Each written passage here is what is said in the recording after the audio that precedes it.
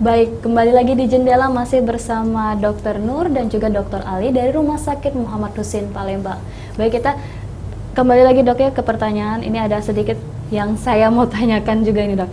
Kalau untuk efek dari pengobatan ini tersendiri dok, yang dirasakan itu ada efek apakah dok? Kalau efek berarti pada perawatan paliatif gitu ya. Jadi misalnya pasien ini nyeri nih, katakanlah stadium kanker stadium 4, itu biasanya nyeri itu.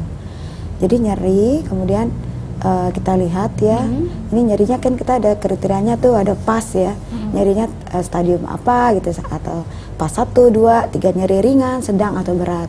Itu nanti kita kasih obat ya, sampai dia tidak merasakan nyeri itu lagi. Jadi dengan demikian kan kualitas pasien tuh enak gitu ya. Wah, saya ini menderita sakit tapi saya sudah aman nih, nggak nyeri. Dengan tidak nyeri mungkin dia mulai mau makan gitu ya, mulai mau aktivitas gitu. Jadi efeknya biasanya untuk menghilangkan nyerinya dia. Nyeri dari pasien tersebut ya dok. Karena awal paliatif itu seperti itu dulunya, kanker yang mengatasi nyeri. Oke, kalau untuk dari pihak keluarga tersendiri dok, yang dirasakan tadi dirasakan oleh pasien. Kalau untuk dari keluarga itu yang dirasakannya apa itu dok? Jadi beban pasien menderita ini bukan hanya pasiennya sendiri, itu keluarga. Ya, keluarga kan biasanya tuh apalagi kalau pada usia lanjut ya. Pengalaman saya nggak mesti kanker aja. Usia lanjut katakanlah dia itu banyaknya aktivitas mereka kan ketergantungan berat nih katakanlah.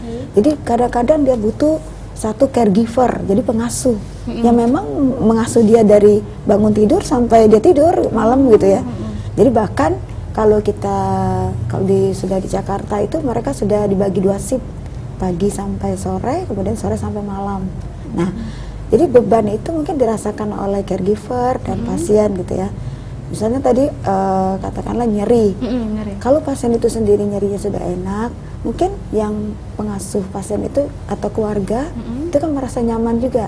Jadi mudah untuk berinteraksi. Kalau dia nyeri dia hanya berteriak-teriak gitu. Ya.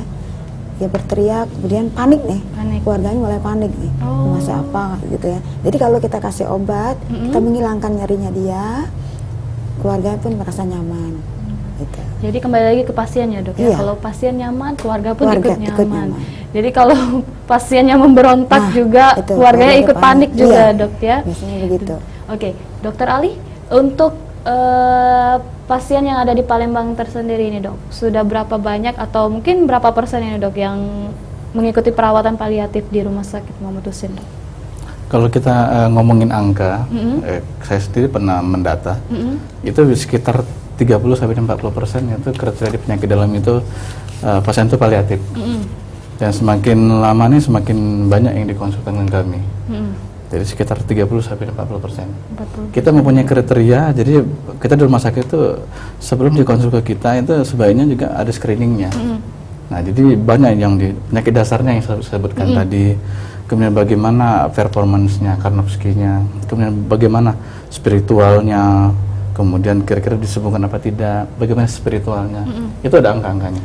Kalau lebih dari atau dari 4 itu bisa dikonsulkan ke kita.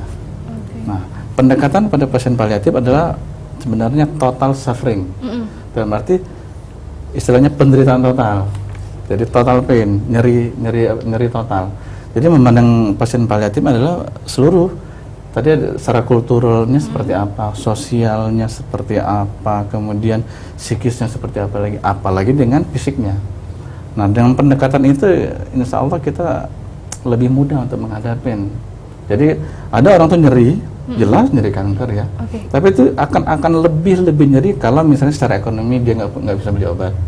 Secara kultural dia mungkin termasuk punya prinsip, kalau saya nyeri, saya sebagai perempuan nggak boleh ngeluh. Itu semakin membuat nyeri.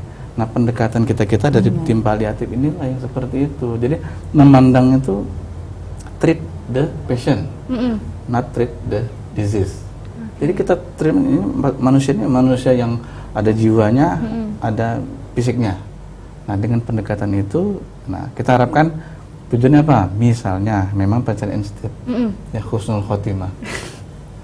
Jadi dia meninggal dengan dignity, dengan bermartabat. Jadi dia keluarga juga bisa menerima. Jadi treatment tadi, jadi keluarga bisa menerima apa yang dialami oleh pasien. Tidak ada protes, tidak ada tuntut menuntut seperti itu. Baik, jadi perawatan paliatif ini sebenarnya dok ya bukan untuk menunda kematian dok ya, tapi memberikan pasien itu ketenangan agar pada saat nanti mungkin dia tidak bisa sembuh dan meninggal, dia bisa bahagia dok ya, tidak tersiksa dok. Baik, kalau untuk mungkin ada sedikit cerita dok mungkin dari pasien-pasien yang pernah dokter Ali tangani atau hadapi dok? Jadi ada pasien unik ya. Kadang-kadang kalau kita sendiri sebenarnya di rumah sakit umum itu telah melakukan simpo sehari. Jadi kami sekarang sudah ada beberapa yang konsul ke kita karena ada simpo khusus untuk dokter spesialis, kemudian simpo juga dari perawat, bagaimana itu disebut dengan paliatif. Nah, jadi sudah banyak mengetahui apa sebenarnya paliatif ini. Yang unik banyak sekali. Tapi salah satu unik adalah saya punya satu pasien nih dikonsultasikan dengan mual-mual. Pasiennya semuanya dalam batas normal. Pasien dengan kanker kolon ya, kanker usus besar. Mual-mual semuanya ini. Nah, saya pendekatan kenapa seperti itu? Ternyata psikologisnya yang ini. Nah, setiap hari saya melihat pasien tersebut diantar sama istrinya. Istrinya sehat sekali. Umurnya 75 tahun dua-duanya. Jadi setiap kesana diantar, dia yang ngangkatin. Sampai 3 hari kemudian psikologis bapak itu sudah bagus.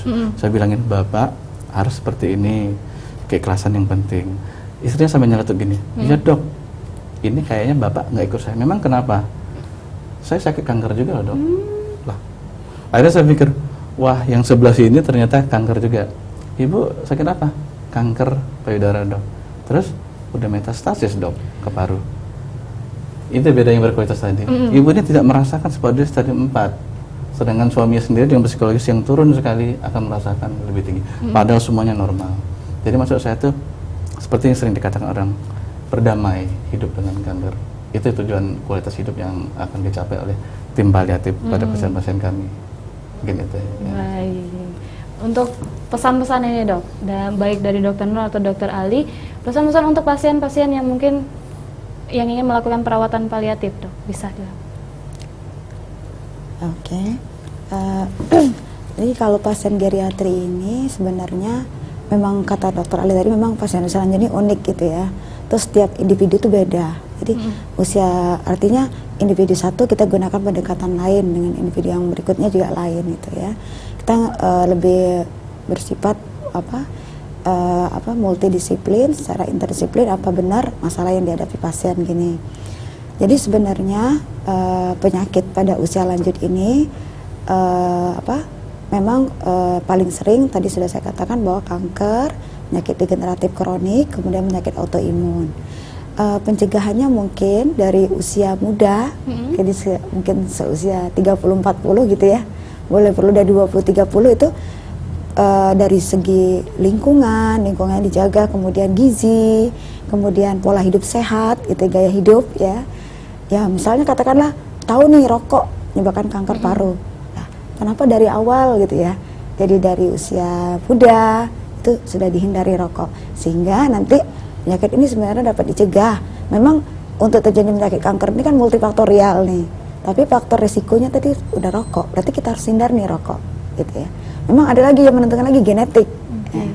Jadi makin banyak faktor resiko itu makin bisa untuk terkenanya kanker.